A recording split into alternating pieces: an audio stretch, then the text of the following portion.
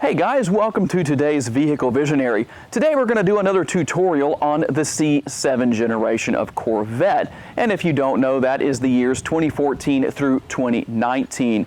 Now, you may have had an older Corvette and recently stepped up to a C7, or maybe you've had it for a while, but you need to access the battery. And you've looked under the hood and discovered, well, it's not there.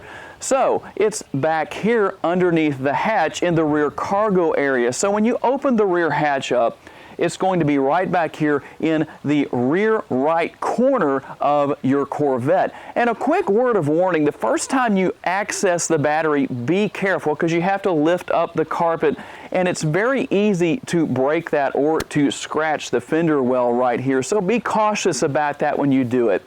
You'll find a tray underneath, doesn't have anything in it, something we don't have here in the United States of America. There is something that goes there in other countries, but just pull that out and you will see the battery and you can do whatever you need to do from there. If you're enjoying these tutorial style videos, please be sure to let me know down in the comments and I'll make more not only on the Corvettes, but on any vehicle that I put on the channel here. Tell me what it is you would like to see and I'll make that happen.